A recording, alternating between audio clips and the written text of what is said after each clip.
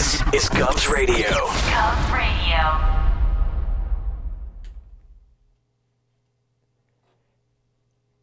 And welcome Hello. to the Steve Squared Show. Hello. Usually we have something a little smoother than that intro, but Yeah. we have something really in store for you tonight. It's a little special surprise. It and is. Sally's queuing it up right now. We're going to show you. We have a special guest tonight, Steve. Do we now, Steve? Yeah. Yes, we do. And it's really exciting. So I'm not going to tell you. I'm just teasing it. I'm not going to tell you who our special guest is. Oh, there he is. There's a few images of our special guest tonight. You might have recognized him in his appearances as Old Joe in Breaking Bad. There he is as Mr. Heckles in Friends.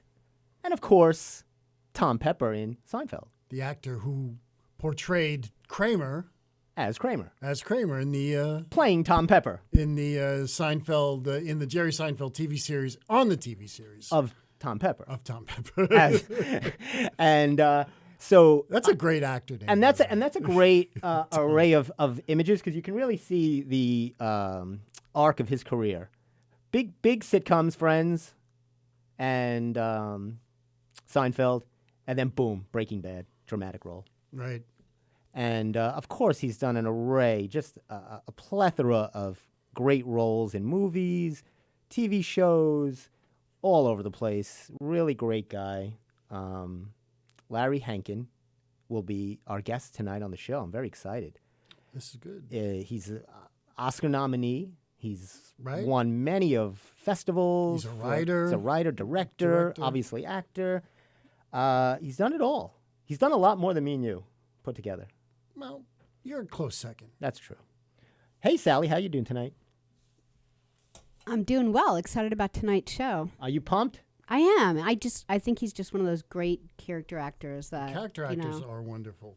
Yeah, I just have such an appreciation for his Because- stuff. He makes me because- giggle, you know. He does. Because well, he's usually Mr. Giggles or so Mr. many Heckles. times- Mr. Heckles. Do character actors, people think of constantly, but they don't get the recognition. They don't get. They're not Of the course, household name. Sometimes oh, they don't thank you, get Sally. they don't get the monetary, of course, that They don't. a big star does. You have to have a love for the craft Exactly. to be the character actor, and I'm sure they hate that label. Character actor. But they're an actor. But you want to know something? A character actor is, I think it's something very proud to be, because Sure. people know, I mean, just watch Turner Classic Movies and you'll see all these character actors that are. Don't make me watch. great I don't want to watch actors. Turner Classic Movies. Stop with your Turner. Are you Classic. kidding me, Steve? I'm done. Although I did see Marlon Brando the other day. I watched The Streetcar Named Desire. I had never watched the whole movie, but I did, Yes. and I wasn't impressed. Oh, is that so? That's when he screamed Stella. Yes. You don't need to do something like that today because you just have a cell phone. You just call, text. You would text Stella. you would scream so the whole neighborhood could hear. Boop, boop. Anyway, Stella. Stella. Why, Stanley, why you texting in capital letters? You're yelling. We'll do a new version of Streetcar Named Desire. So, anyway, hey, let's queue up for our audience before we get Larry on. Let's queue up this great scene, and I'm sure you've all seen this. This is a famous scene from Seinfeld. Let's take a look at it. Throw it up there, Sal.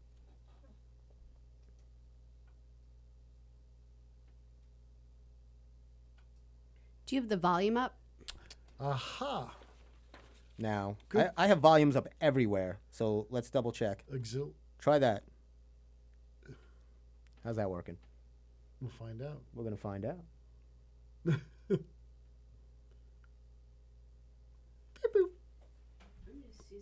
Take a look at something. How are we looking over here? I got everything up. I got our two auxiliaries up. Our telephone line is up. Stand by as we are trying to get you the clip from Larry Hankin in Seinfeld. We do our best here. I mean, come on. This is not broadcast television. Oh, here we go. Put it up a little higher. Yeah, getting rid of all my furniture, all of it. I am building levels with steps, completely carpeted. Pillars. Like ancient Egypt. I don't know how you're going to be comfortable like that. Oh, I'll be comfortable. What are you doing? So that was of course Larry Hankin when they were auditioning for their own roles For the parts for the for the parts of sitcom pilot. pilots of Seinfeld in Seinfeld. So we're going to talk to him about this, but I'll give you a little tease, and he was actually up for the role with Michael Richards for Kramer. You know, that wouldn't surprise me watching that episode Right? the first time. I had thought about that. I said, you know what? This guy probably could have been up for the running to play Kramer. He was fantastic. So we're going to give Larry a call. We hope our phone lines and his phone lines and all of our phone lines are working clear so we can bring you the crisp, tantalizing stylings of Larry Hankin Somewhere somewhere. So on the West Coast. He is on the West Coast. Yes. We're on the East Coast, which it's dark here. I'm annoyed. We turn the clocks back. Yes, That's a bummer. disgusting. It's horrible. It is horrible. So What's going on? we're going to get Larry on. We're going to have Sally give him a buzz. I have the telephone line up. I got it up pretty good. I got everything up. I got everything majorly up. Sounds good. Let's give him a call. Hopefully, you don't catch him in the bathroom or something. How awkward would that be? Well, I'm sure he'd be fine. We're not airing him. We're not Skyping in. He's fine. Now, that would have been funny. That would be funny. Well, we get Yeah. Larry on. Have the Here we Skype- go. Skype on back. Let me get him on. Hello? Larry, how are you? Hey, I am fine. This is great. This is it sounds a lot better. This is Steve and Steve from the Steve Squared Show.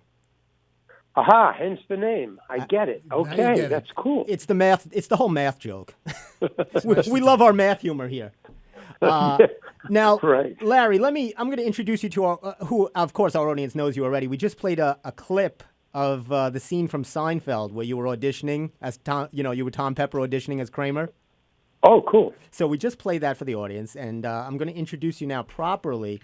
We have an actor, writer, director, and congratulations, a Hollywood Fame Lifetime Achievement Award recipient. Whoa. I mean, this goes on. Sit back, Larry. I got a whole dossier listed for you here. Take a nap. I can't follow this. This is a lot. So we played obviously Mr. Heckles in Friends, Tom Pepper in Seinfeld, and just reprised his role as Old Joe, Steve, in El Camino. El Camino, a Breaking Bad Breaking movie, Bad, which was really good. I actually saw it last night. Did you get a chance to see it, Larry? Oh, is the introduction finished? Wow, that Yeah. was okay. Yeah, I fell asleep. Yeah, I have actually. I have seen it. I liked it a lot. I liked me and Aaron Paul really was amazing. Oh, he is. Actually. He is intense. Yeah, but I didn't think that was a lot of energy expended. That was kind of cool. Now, in that, I really like that scene because it has, I don't want to give it up to the audience, but it does have a quick twist in there in such a short scene. Yeah, but there was, I think Vince, who is a great writer, I think he just wanted to get a lot of people in the movie from the TV show, just Right. to make sure he made his money back. I mean, that's what I kind of think. But other than that, yeah. But I kind of liked my scene because it had emotional content for later. Yes. You know, so it was kind of cool. I agree. I really have nothing to say against Vince's writing and how he constructs it. I mean, yeah, there's a lot of things that were experimental in that. I mean, storytelling. Right. He likes to, even in Breaking Bad, he likes to experiment with how he reveals things and how he, presents characters and stuff. I really dig his writing. I really do. It's great, and he really, I mean, this is a real feature for Aaron Paul, too, who is excellent. I mean, he really stretches in this movie. Oh, no, wait a minute. Hold it. I got something. What the heck is going on? You okay there? Something is going on with my phone here. Uh-oh. Wow. You sound clear here. Yeah, but I can't. I can't hear. I guess I can hear you. Yeah. Okay. Okay. So I was just saying that no, Aaron Paul was excellent as well in this movie. He really, I mean, obviously he's really featured and he's all over the place here. Yeah, it's it's really tough to carry a movie. Yeah. I mean, even to carry a scene. Right. Like to carry a movie. No. Yeah, it's hard work. You know. Now, more important than all of this. By the way, this is a big question that I've been thinking about all night. What would, since we just passed Halloween, what would Larry Hankin, of all the characters you've played, what would be your go-to costume for Halloween? What would you have gone as? Well, me. Yes. You would go as yourself? I would just go as, yeah. I mean, costume-wise, I mean, old Joe had if you want to talk costume, old Joe had a lot of costume to put on. I mean, it doesn't come across in the movie. Right. But I had to wear long underwear because it was freezing where we shot this. It was freezing. It was like winter. Where did you shoot it? And this was in Utah. Oh, Utah. No, I mean New Mexico. It was in New Mexico. Oh, of course. For some, maybe it's climate change. I don't know. But New Mexico has really cold winters. Nobody talks about that. It's a desert. But yeah, so I had Right. long underwear, and then I had workers' jeans. Like like mechanics in body shops. And then I had to put on that other uniform over it. And then I had to wear a shirt also underneath that. Oh my God! And then they wanted it all buttoned up. I couldn't have it unbuttoned. I mean, how long did this process take? I mean, you must have had about a half hour or Oh so, my or 45 God. minutes just to put everything on and get it right. And they Wow. would check me and they would go, no, you have to button this button here. Oh, come on, man. Right. Nobody's gonna look at These that. No, incidentals. button it. I know. That's really funny. Now, Yeah. I mean, but here's the thing, though. Yeah. I mean, because it's my job.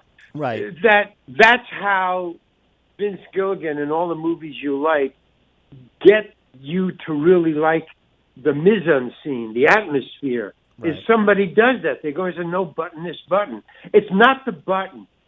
It's the fact that they're paying attention to something that's small means they're paying attention to some really cool things, too. Right. So I get it. I mean, it's funny, and I even make jokes while they're checking me out. Button this button. But I understand that's why we like Breaking Bad. It is. It's the detail. He pays attention. Yeah. I mean, it really is. And I've been on shoots where they didn't care about the detail, and that stuff just goes in kind of subliminally. Right. So you don't know why you're not really invested in the characters, and sometimes that's why. Sometimes, Now, sometimes it's just a bad movie. That's true. Now, when we played our opening scene of you auditioning as for Kramer in that Seinfeld episode, right, yeah. Me and Steve were just talking. I want to take credit for myself because when I watched that, I remember watching that and saying he could have easily played Kramer, and then boom, I find out you were up against Michael Richards for that part. How close were you to getting that role? Not very close at all. Oh. I was too close. Is the truth? I and the real Kramer could be brothers. Well, me and Michael Richards Right. could be brothers too. When we were casting brothers once, long before Seinfeld ever happened. We worked together, because we always auditioned for the same part. Okay, you knew. So you look alike, right? You knew Michael Richards. But I really looked a lot more like the real Kramer that the Larry David knew. Right. Then I look like Michael Richards. But I tend to go under my characters. I like the audience to do a little work,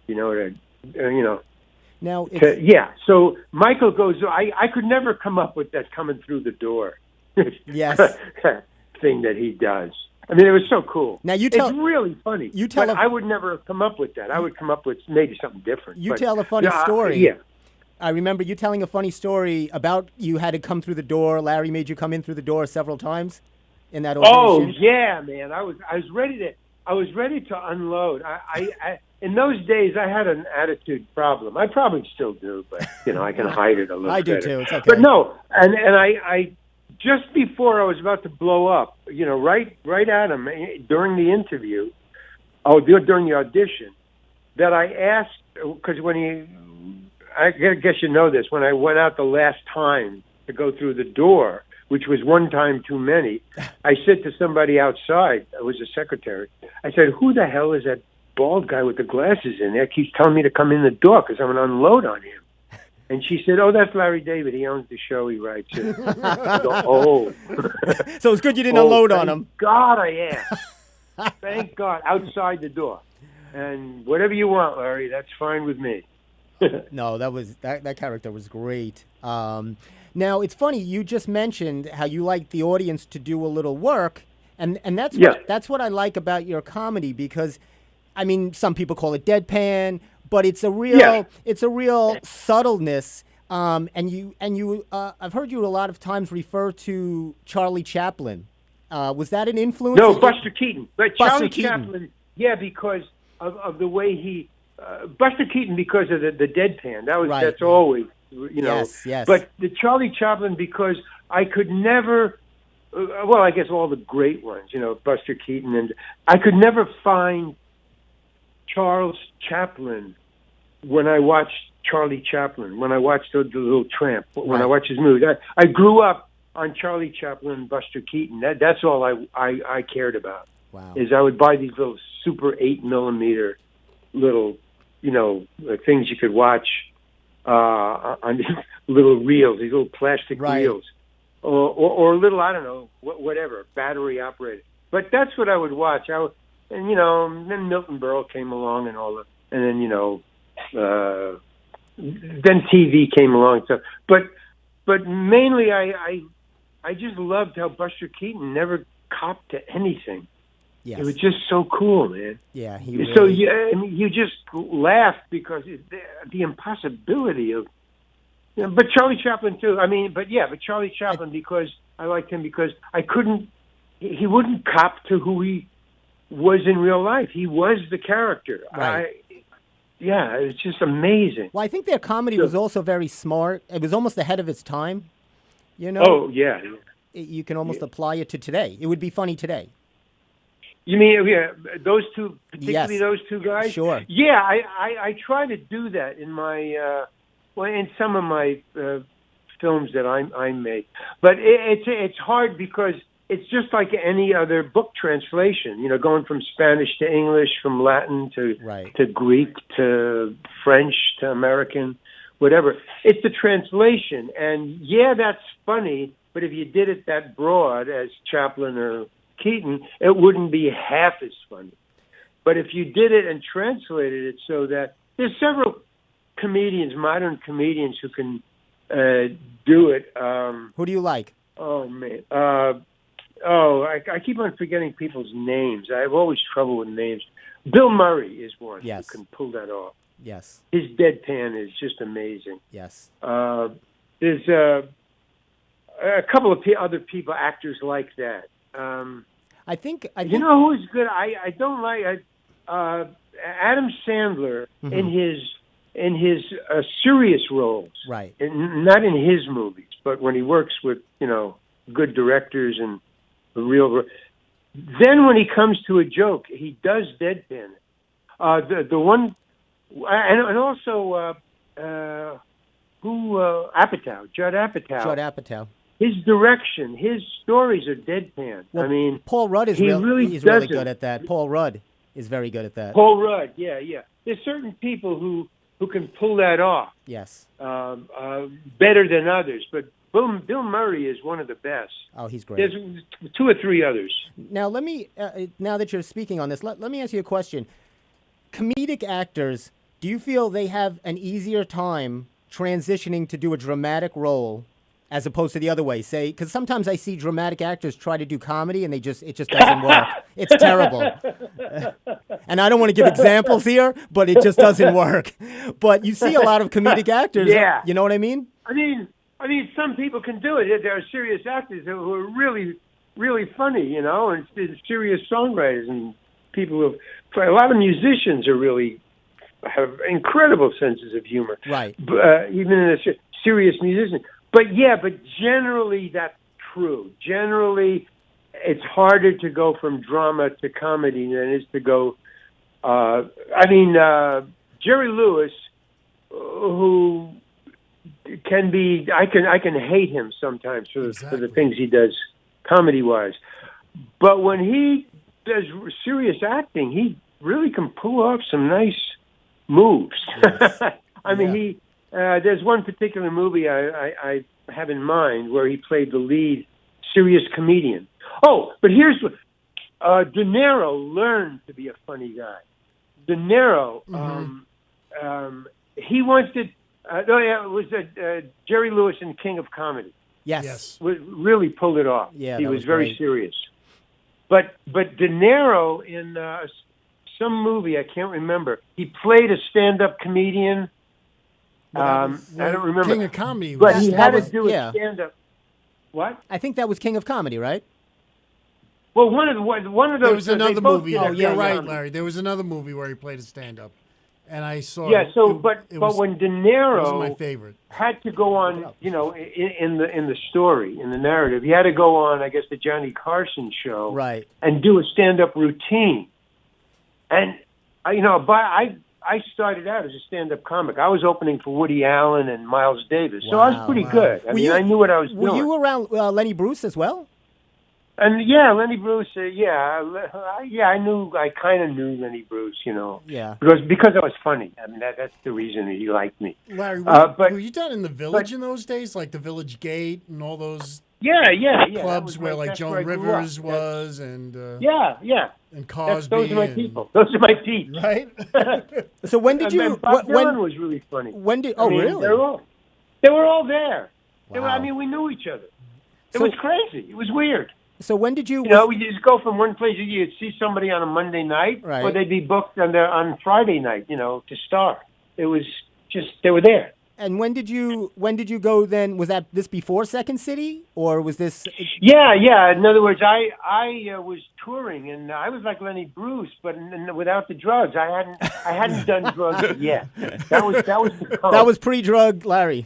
That was pre-drug Larry. I was pretty funny. Opening for Woody, for Miles Davis, for the Kingston Trio. Hadn't done any drugs yet at all. Wow. I was just a naive kid who happened to be surrounded by everybody who was doing drugs. I don't know how that happened. But, and then they just kept it from me. I know a lot of people who kept it from me. No, don't give it to him. Then finally somebody did, and that was cool. Well, these things happen. Better late. I was like Lenny, but I was being pulled off the stage by police. That was like, it was. I was opening for the Love and Spoonful in Washington D.C. at Washington University. No, not Washington D.C. In I don't know, Louisiana, some southern state, and I was at Washington University. I don't know where that is. But the police came. They reported me. They also reported me to Northwestern. I was opening for the Love and Spoonful, doing stuff about God and pop and stuff. Mm-hmm. So you were doing, edgy I was material, just imitating. So was it? Why were they pulling you off? Because of the material? Because I was talking about God. I was talking about God, and I said, what's edgy. this funny little thing? God created man, and I said. Because I wanted to keep it clean because I thought maybe I could do it on television, which was a joke. No way. So that wasn't happening. So I said, he made man. So I had this little man, image between my thumb and forefinger. He was like, 2 inches high. Gotcha. So God was holding man. He made man. Hey, what's this between your legs? Oh. Boom! That was it. That was it. That's it. That was got you right off. I went a sand grain over the line. Wow. And they called the cops. I didn't know they called the cops, but by the time but the audience started to boo and throw things. Those wooden handles that they have in the seats. Sure. You can pull them off. Oh my in the God. theater seats. Wow. And they started throwing them. Yeah, they would have hit me. They would have. The Lovin' Spoonful thought it was very funny. They're backstage. They were laughing. No, keep going. They said, get back out there. Oh, my God. So I kept going, and they kept throwing stuff. And then finally I calmed them down, and I said, okay, I'm not going to talk about God. I won't talk about God. And they stopped. They really did. It was it's a university, So I stopped, and then when I started to get, when they started to go with me again, I was getting big laughs. I said, okay, now we can talk about God. And they got angry. Oh, but what I didn't know was the first time I talked about God, even when I stopped, the dean of the college, who was in the back, called the police anyway. Oh. So by the time I got, about 10 minutes later, by the time I got to the second time, I said, okay, we're going to talk about God now, again. Immediately, the cops were there in the back, and they came up on stage and pulled me off the stage, Wow. So I called my manager, who was Woody's manager, and I said, no, I'm a middle-class guy. I'm not into this stuff. So they said, what can you do? So they said, go join Second City. You can do the same stuff, but they own the theater. Right. So I auditioned for Second City. So that's how I got there, and that started my acting career. Now, did you ever, when you were at Second City, because it's always known a lot of those guys end up on Saturday Night Live. Was that ever something you were interested in? Oh, definitely, but this was before that. This was before that, right? What happened was I'm kind of an outlier. I'm kind of a comedy outlaw. Okay, that's the best kind. There's certain things I don't certain things I won't do or won't work for or be with, or I don't know. I don't want to do that. Or anyway, Second City was really cool, and I wanted to stay there, but there was a whole group of 5 or 6 other people who wanted to go to San Francisco and start their own company. And that sounded thrilling. That sounded great. So I went with that. So I left Second City to go and start the committee in San Francisco. And we were all the rage. That was classic, in San Francisco. the committee, We were right? very successful. Fred so that Willard, was kind of right? cool. Was that Fred Willard also? No. Fred Willard was in. Fred Willard and I knew each other in Greenwich Village. Yeah. So everybody was there. Right. Even Fred Willard. Everybody. Bob Dylan. Who else? Joan Rivers. Bill I don't know. Cosby. You named them. They were there. Frank Zappa was there. Hanging out. The Mamas and the Papas. Mamas and the Papas. Well, no. No. John Phil. The Mamas and the Papas, but they weren't the Mamas and the Papas. Right. They were just 4 different people. Yeah, Battalion they were all Nazi down was there. The Lovin' Spoonful. Stephen Stills, probably, right? Who? Stephen Stills? Stephen Stills. No, he came a little later. He came a little later. As soon as I left, Steve Right. came in town. It was a lot. It was so exciting in the village in those days. New York was just in the early 60s. Yeah, but you didn't know. I didn't know this person was who they were going to be who they were, right? Sam Shepard was there. I was doing Sam Shepard's plays in those days. But I didn't know he was Sam Shepard. I didn't know this was Bob Dylan. I didn't. They were just people, just, oh, wow, this guy's good, this guy's bad, I don't like this guy. Yeah, hey, let's go have a drink, da-da-da. It was, and then all of a sudden, there would be these, you would be in another city, and you'd say, what? This guy's got an album out? But I saw him. He's full of shit, Now, how did it you was like that? How did you have time to? Now, you did go to Syracuse, right? You went to university, right? Syracuse University. And I was a late bloomer. Now, ask me this. Now, this is I want to ask you this. You knew, or you were friends with Carl Gottlieb? No.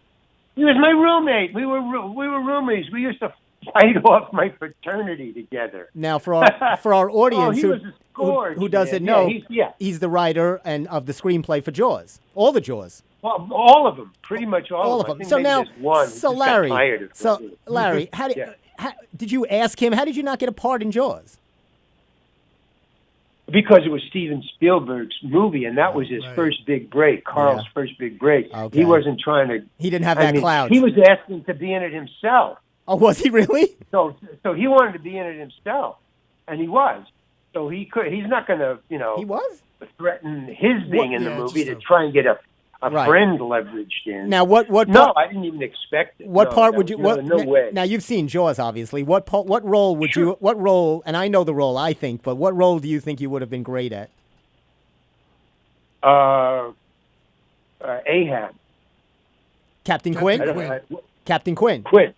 Robert Shaw's. Captain Quinn. Robert Shaw's No, character. no. I don't see a part in it for me. No? Yeah, it wasn't too funny. Didn't have a lot of laughs in No, Jaws. I mean, yeah, what part could I have played? I'm thinking. You know? I think you would have made a great Captain Quinn, like what Robert Shaw played. I think he was he had his fun. Quint. Captain Quint, He had his kind of humor, but it was almost subtle. Oh yeah, but I don't know if at that age. Oh, true. Oh, that's true. You were young. You were young. young at that More, point. Oh yeah. my God, that is. So he had the weight. I'm talking about bulk. I'm talking about. I'm Yes. a thin guy. But that he's been around. That he is, captained many boats. He just had that, aura about him, and I didn't carry that with me. I couldn't have brought that to the part. I would have had to have acted that, and that's something, like De Niro when he did, the boxing movie. He couldn't act that fat. He had to get that fat. But he had to put on a tremendous lot of weight for Raging Bull. Yeah, to pull that off. But and he had to train to get that muscular. He couldn't act that muscular. I mean, there's certain things that just visually you can't manipulate. Exactly. But you did, I mean, in a dramatic role, going away from the comedy for a second, I mean, I really love Charlie Butts in Escape from Alcatraz. Well, yeah, but I fit that role. Now, right. Here's a story about that to kind of show you what I'm talking about. When I went to audition, that was like hello, Larry. My agent called me. He said, "Larry, what are you doing right now?" I said, "Nothing." He said, "Okay, go to Warner Brothers right now." I love that. I don't care. Just hop in the car right now and go there. They're casting for Clint Eastwood's new movie, Escape from Alcatraz. They just want to talk to you. I guess they've seen you in something. They want to talk to you. I said, "What part? What's the part? Do I get a side? Let me read something." He said, "There's no sides. I don't know what part. They didn't say. Just get over there." So I did. Hopped in a car and I go all the way over to the valley, man. Just tear-assing across. And I get there. It takes me about 45 minutes to get there. I run in. And I sit down, and there's nobody there. Nobody at all. And except this one secretary. She's sitting in this office. And I say, "Hey, are they auditioning for Alcatraz?" No. "Oh, wait a minute. Are you Larry Hankin?" "Yeah." And she hands me the entire script. Wow. And I said, "Well, what part am I reading for?" She says, "I don't know. They didn't say." I said, "Well, I can't read a whole script, man." I'm totally. Right. I got a lot of adrenaline because of the drive and everything. Sure. So I'm antsy. I can't read this whole thing, and that's kind of crazy. I said, well, so I gave it back to her, and I said, I took it in my lap. I remember that, but I didn't open it because I said it's useless, So I just sat there, and then this lady peeks out of another office and she says, "Are you Larry?" I go, "Yeah." She says, "Are you ready?" And I said, "Oh yeah, I'm really ready." And I go in. And there's Don Siegel, and then this, it turns out, really famous casting, mogul lady, who is, I don't know her name. Anyway, these are the two of them. And so he says, "What part do you want to play?" Don Siegel, the director. Wow. And I go, I don't know. I just showed up. I just got this call from my man. I said, oh. And she says to him, "Oh, he doesn't know. Maybe we should do this another time." And he says, "No, we don't have time." Okay, here's the two parts. And he says, there's a guard, and there's Charlie Butts. Well, I didn't know what Charlie Butts even meant. So he says, there's guard and Charlie Butts. And she says, "I don't know about the guard." And he goes, "Yeah." And he looks at me and he says, "You have to beat up Clint Eastwood. I don't think you could do it." And I said, No. Good casting I call. agree. I totally agree. I said, "Yeah, right." So he says, "Okay, so you want to do Charlie Butts?" And I thought, "I don't know." And she immediately interrupts him and says, "He doesn't look anything like Charlie Butts." Wow. And I go, oh, yeah, that was like a death knell. So he opens the book. Oh, no, she opens the book and she reads it to him. And she says, look. He says, well, what do you mean? And she says, he has red hair, he's short and freckles, and he wears glasses. She says, this is nothing like him. So he takes the script from her, he winks at me, and he says to her, they don't have the script. That's great. And he says, do you want to do it? And I go, yeah. Of course. Yeah, why not? That's the auditions I love. Yeah, I mean, especially with that attitude. And he says, okay, I'm going to read with you. Okay. And I go, oh, that kind of frightened me because I need to study it. So he says, you want to go over it? And I go, no, let's just do this. Because I knew I was going to get fired. You know. So he said, okay. So he says, here, and he hands me the thing. He says, just read this page with me. So I go, okay, blah, blah, blah, blah, blah, blah, blah. And I just read it with him. Blah, blah, blah, blah, blah, blah, blah. And he goes, okay, you got it. Thank you. Goodbye. Wow. And I looked at him, because they don't do that. They don't tell you. They never tell you right there. Right. They have to get approval. It's a long process. Sure. So I looked at him, and he goes, you don't believe me, do you? And I go, well, frankly, now that you mention it, no, I don't. And I said it to him with an attitude because I thought he was fucking with me. Because I saw him fucking with her, so I figured, he just... Right, he's just messing with everybody. To mess with people. Right. Yeah. So I said, no. So he said, I tell you what, go home and sit by the phone, see what happens. Wow. So I did. I drove all the way home, and just about, 10 minutes after I walked in the door, the phone rings. He said, hey, man, you got it. So that's how I got the... So go figure, That's show business. Well, there you go. That's showbiz. We always say that. So, Larry, but it was great working with him. But I just liked hanging around with Don Siegel. I loved it. It was a great. It was a great part. I mean, was that your first dramatic role? Yeah, but the thing was, since I didn't look like Charlie Butts, but I did look kind of naive, right? Kind of like, I'm in the wrong place at the wrong time in Alcatraz, yeah. Which was Charlie Butts' whole thing. The real guy, that he was in the wrong place for the wrong reasons. Right. And when I watched the movie, I've watched it once or twice, and the more I watch it, the more I see what Don Siegel was going for and why he cast me. It was he didn't know nothing, he was an innocent, and they were, he couldn't swim. Oh, that was the other thing, which I kind of just found out just now, actually. When one of the things, because I had very few film scenes, right? So you learn to protect your character as an actor. That's what your job. Protect your character, the truth of the character. But you also got to protect your scenes for yourself. So if you got a plot line, that's really good because they generally can't cut your scene if they shoot you with a plot line in it, right? Because it's important. So I knew I had a plot line. In one of my scenes, I had a plot line, and John Siegel comes up to me and he goes, listen, that line, when Clint Eastwood comes up to you and says, we're going tomorrow night, why are you so nervous? And I say to him, I can't swim. And he says, well, you're going to have to deal with it. And he walks away. And that was the scene. So Don Siegel says, we're cutting this line. So I go, why? He says, because I'm cutting the scene. So right away, I'm just trying to protect, any scene I have. I said, no, you can't. I've got a plot line. I'm telling the director, no, I got a plot line. It's pivotal. And he goes, yeah, it's pivotal. He says, what do you mean? Yeah, what? I don't know what I said, but it was like, he said well, what do you mean it's pivotal?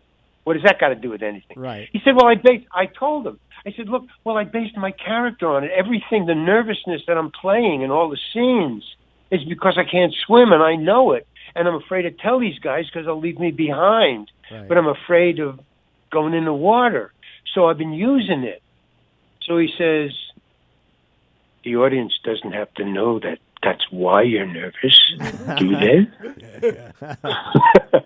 I go, well, no. He says, the scene's cut. Cut the line. Goodbye. And he walks away. Wow. And he just kept on doing that to me, like putting me on, but right. for very good reasons, you know. I mean, I loved his sense of humor and how he treated. Was he one of your favorite directors? You work with Hughes? Oh man, without a question. Yeah. The guy knew so much. Don Siegel taught Clint Eastwood to direct. Wow. As a matter of fact, Clint Eastwood had a teaching lesson on Alcatraz where Don Siegel played the doctor that was examining a patient in one of the scenes, and Don Siegel was the doctor in the scene because he wanted to watch. Clint was going to direct one scene, and this was one of his first time directing, Clint's. Right. So Don Siegel wanted to be there. He says, well, as long as I'm there, you know, to watch you, Clint, let me be in it. You know, pick up an extra couple of bucks. So, yeah, so that's Don Siegel who's playing the doctor in the scene. Wow. And Clint Eastwood is directing. And he directed all different. He directed he dressed like a director. Clint did. He put his director's hat on. Totally different. Really? You know, he had that little the loop, you know, that thing they hang around the necks to look at the clouds, you know, see if they got enough light. Right. He had one of those. Okay. It was indoors in Alcatraz. What the hell do you have one of those? It was so stupid, you know. But he had a he was trying to on. He wanted to gain his respect as a director. He was trying to play the role. He was Don. Right. He's playing it for Don.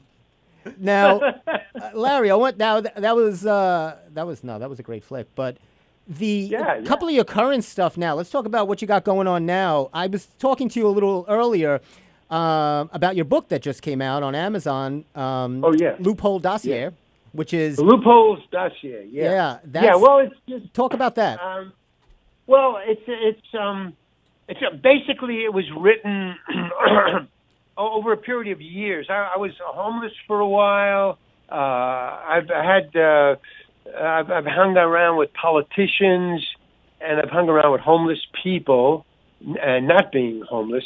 And so I wrote 3 different survival stories. One was fables, the Sometimes Jones fables. Right. They're all about how this 15-year-old runaway, who was a pickpocket prodigy, how he survives and what he calls surviving. And what a lot of people, you know, I'm into, you know, words and the definitions. When I say survival and you say survival, we see 2 different things, you know. Right. Like if you say tree and I say tree, we're thinking 2 different trees. But so survival is the same thing. Politicians are surviving, which is bullshit. You know, they're just servicing their debt and covering their mortgage. That's what they're doing with Trump. You know, they're just covering their mortgage, man. Right. They don't want to lose their job. They got Exactly. kids. You know. But how you doing? Well, I'm surviving. And then that's I don't know if you got to the politician part yet about the president. Yes. Yeah, so that's about how he survives and what he uses to quote unquote survive. And then there's the last one, which is Barnum Justice, a homeless guy, and how he covers his time, because when you're homeless, I was homeless for a year. Mm-hmm. The only thing you got to think of when you're homeless is 2 things, really, man. And it goes into your subconscious. You don't even know you're thinking about only these things. Well, maybe 3, food, but it's a bathroom, and what do you do with the time? You have so much time. It's killing. It kills you. It drives you insane. It drives you stupid is what it does. You have to kill time. I mean, even looking for food doesn't fill up the time. Right. So I wrote about how one person, Barnum Justice, fills his time by doing something to help other people survive. But they're all just survival mechanisms. I don't know. It's kind of a satire on what people do to survive. What I see, and I was looking at this arc, you've developed and help me if I get the arc correctly. There's Sometimes Jones, right? And then you have now Emmett Demas. And there's this. Now, which are these? Are you the urban survivalist? Is that you? Is over this whole lifetime? They're all you. Everything I have ever written, even the words "the" and "and," are me. Right. You can't escape it if you're really a good writer. I mean, you can disguise it. It's disguised. It's disguised. But I wanted to run away when I was 14 or 15. I wanted to run away, and that from my home. I had a very bad home life, very what do you call it? Aggressive. Aggressive. The opposite. Passive aggressive. Passive aggressive childhood. Yeah. And then my father had an incredibly bad, violent temper. So it was not fun being at home. Right. Plus, I was dyslexic and ADHD. Not a good place to be. So I always wanted to run away. So when I finally started to write in later years, I would fantasize. Okay, let's get a runaway. What would be the greatest adventure had I run away? Is basically how I got to Sometimes Jones. It's a runaway's great adventure. Right. Is what he's on, even though he sometimes wins and sometimes loses. Right. That's part of the adventure. And then when I started to dabble in in Second City and the committee and doing my stand up and stuff, I got social. And that started the political stuff. Right. So that's where the president comes in, or the former president comes in the second. And then when I was homeless, I started to hang around with homeless people and be homeless people, and started thinking like homeless people think, which is a danger because that's not normal. Right. You have different priorities as a homeless person, and they are forefront, and that is really closer to survival. So I wanted to express that in a very kind of funny comedy way. Yeah, I mean, through the notebooks and oral passages of what do you call it? I forget these characters' names. Barnum Justice. Now, when I was looking at you kind of root for these for these characters, like Sometimes Jones and Emmett Demas. Like when you see him, in Solly's Diner, which that's Sometimes Jones. That's right. That's Sometimes Jones about when he's 18, and those stories start when he's 15. But I take him until he's about 40. Right. But you see that art, and you always are rooting for him, and he has this kind of heroic qualities about him because he's surviving. He's surviving. But the secret to all of them is this, and that director wants to find Chaplin. He was asking me, I was doing my homeless characters. I was starting to develop Emmett Demas, which turned into Barnum Justice. When you say Emmett Demas, it's also Barnum Justice. Right. Emmett Demas is more of a motorcycle old guy than a homeless guy. Gotcha. But they're the same guy, really. Right. Just he puts on a hat and gets on a motorcycle and changes his name. That's all. So when I was developing this homeless character, when I was in Hollywood, I was developing the homeless Emmett Demas for the stage, and so the director who's directing what I wrote asked me a very pointed question. He said, "Where's this guy coming from? Why is he just homeless? Why is he always homeless?" I said, "Well, Chaplin is always homeless." He said, "Yeah, so can you figure that out? I mean, if Chaplin is so smart that he can outsmart crooks and guys bigger than him and always save the girl, why isn't he rich? Why is he always poor?" Well, that was that stumped me. I couldn't figure that out. It took me a long time. Wow. But finally, he told me. He let me stew with it for a couple of days trying to work it out. And then he said, because that's where he functions at his highest level. At his highest level. At the tramp's highest level. He has total freedom, and he can attack the high people because he's got the moral high ground. The less you have, the more moral high ground you have to function on a survival level, not on a civil level. Right. Chaplin could steal candy from a baby. He steals food from babies a lot and get away with it. And get away with it. Why? Right. Because the fucking guy's starving, He's and starving. This baby isn't. Right. So it's a question of. And that's where, mercy comes in and, extenuating circumstances come in the law. They figure that in.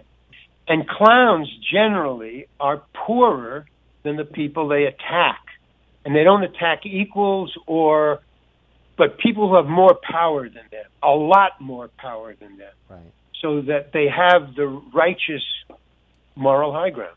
Are you? And so that helped me get my character where the homeless guy, Barnum Justice or Emmett Demas, comes from. Gotcha. It gives him an advantage without any of the niceties of society, right? Which sometimes doesn't work.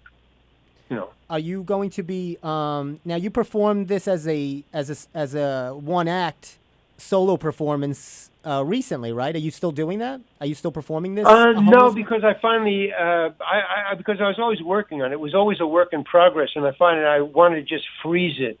So that's why I wrote the book. Gotcha. The book is half the book is an act, a one act that I've been working on for about 3-4 years, and it would just grow, and then I would pull in things and rewrite it. It never solidified. I was always changing it, and so I could never get a bead on the momentum of the show, the rhythm of the show, because I was always changing it. Right. So I wanted to just nail it. So I put it in, and worked on the book for a while, about 6 months, just editing it and re-editing it and rewriting it. Yeah, the book until I could get it. The book is really good. I mean, I'll tell our listeners, and it's on Amazon, Loophole Dossier by Larry Hankin. It's a great book. I was reading it, and the stories are great, and you depict all the characters, and just like what you're talking about, Well, that's really cool. Thank you very much. Yeah. This is the first feedback. I mean, I fans, I guess, don't. I guess they don't know where to, say, hey, it's a great book. But if anybody wants to tell me what they thought, go to my Facebook page, Larry Hankin. Now I'd be curious. You were mentioning also you're working. Are you doing a full feature on this? Are you doing a full movie? No, not. This is totally different. Totally I different. just want to get off. I've been writing that book in one form or another as a stage play or whatever. Got you. For a couple of years, so I just need a. I also wrote screenplays that I never finished, so I got this one. Okay. It's a horror movie. That's a real comedy. It's really funny. Oh, yeah. But it's really horrible. Well, the horror comedies are in, so you'll be. Yeah. This is the right time. I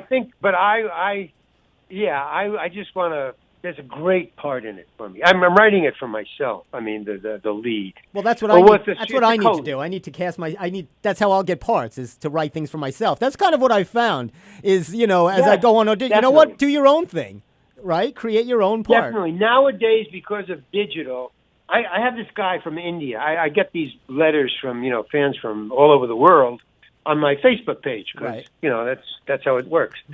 Says I want to be an actor. They even type in kind of like an accent, or I don't know, they're learning English, but it's cool. It's cool. Right. But the guy says, I want to be actor. Can you help me, please? And the spelling is off. But I go, no, I don't want to be an actor anymore. I'm just doing my own thing. I can't help you. It's all different now. Right. I started many, many years ago, before digital. The process is different. So if I had to start over again, I wouldn't know what to tell anybody except what you just told me. And that is because of digital, you got to make your own acting reel, make your own movie, make your own film. That's what's being done. If you want any, help in being an actor, you got to make your own movies. It's so true. And like if you want to be a director, make your own movies. Make your own movies. Be your own resume. You just got to do it yourself. Now, why? Yeah. Because I was just talking about it with the website. Mm-hmm. Yes. She said, I want to sell T-shirts with my art on it.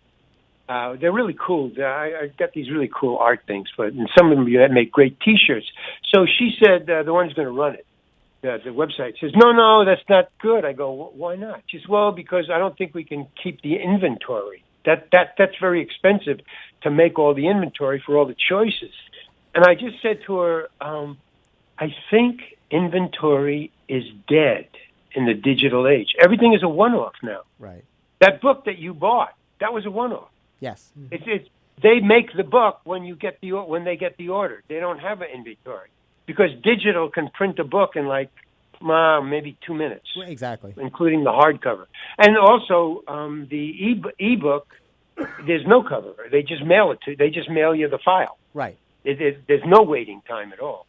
Yeah, no. So, so they can, and now you got those plastic things. You can make guns and heads and bodies and fenders for cars.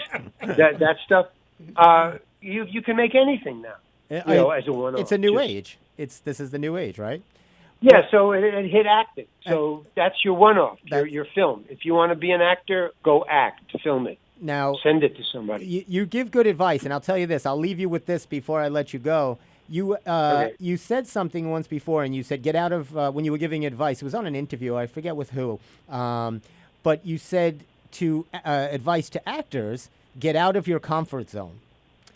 Well, I don't know if I said that, but that's right on. Yeah. If I said that, boy, am I right. Yeah, and you So I was thinking of that yesterday because I was casting this webisode. I was telling Steve and Sally, and I wasn't going to do it because it wasn't something I was comfortable with in the roles that I go for. But then I came upon that interview you did, and I said, you know what, let me just do it. And I was happy I did, and it really So let me make an addendum to that thing because you made me realize something just now. So thank you.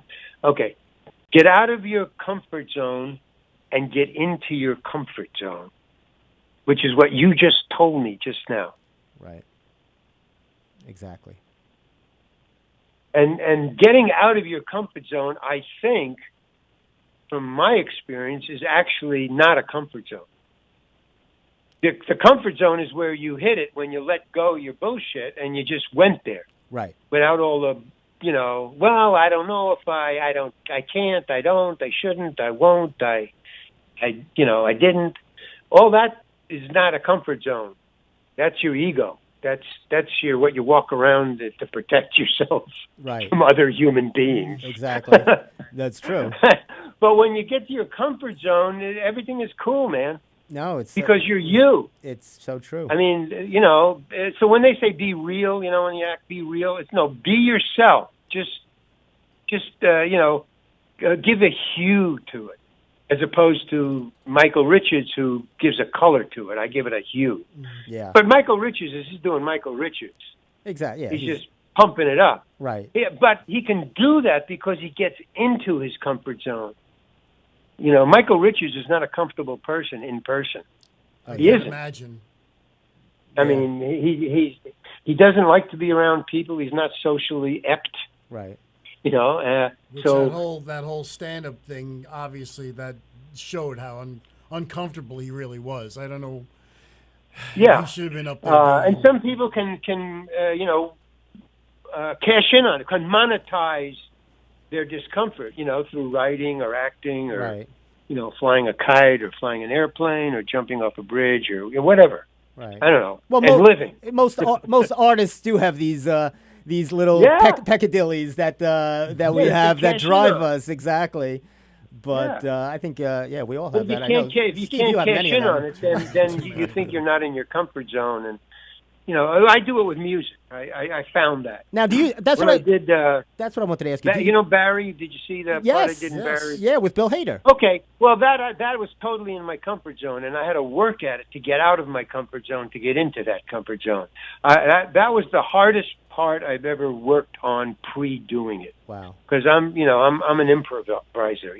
Right. Just tell me something and instant character. But no, I took that very seriously, and I took Bill Hader very seriously too, because I respect him. It's such a great show. So I worked on that, and I found that after a while working on it, I started to relax and get what was on the page. I relaxed enough to understand. If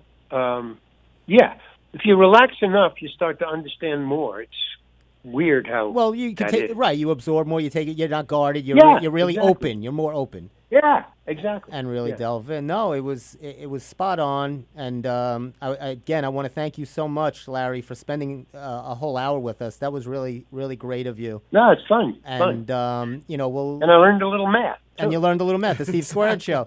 So definitely, we'll put it out there, your book and your web and your new website and all your projects. And did I mention the name? Just the real Larry Hankin? It's not Larry Hankin. It's the real LarryHankin.com. The real Larry It'll be Hankin. open in about a week or two. You can go on. It's in beta mood now. Okay, great. So we'll check that out. We'll let all our listeners know. And thank you, Larry. Thank you so much. Continued success. Thank you. We look forward to Thank your you, new Steve. projects. Thank you, Larry. And thank you, Steve. Thanks, Larry. Take care, buddy. Thanks. Okay, bye. Bye-bye. That was awesome. Cool. Well, that was a great interview, I hope. I don't know. I think you did fine. I thought it was really interesting. He's great, right? Yeah, I thought he was very giving. Yes. Yeah.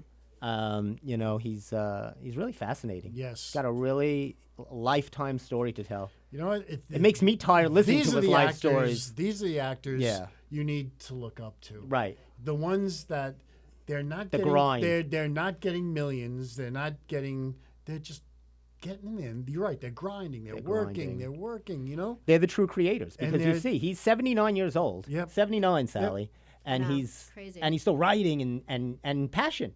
The passion's never lost. He's 80 years old. And he Right. still wants to create. I know. He's not cashing and it I in. know that's how you feel too. Yeah, I Exactly. mean, it's, and he does what he likes to do, and, if 10 people watch it, so be it. Like if you look at his website, and that's kind of the stuff, and that's at Real Larry Hankin. Definitely check it out. I look up a lot of his IMDb page, and you've seen a lot of it, and all the people, that's like you were saying, all those guys in the village and everything he went through. So Yeah. really great interview. Thank you, Sally and Tony, Knock 'em Dead Comedy, for setting that up, and Governors. That was really great, and we hope to bring you more Let's do more. star-studded We're interviews. gonna look for some stars. We'll get some more stars. I don't know many, but I'll see what I can find on the drive home.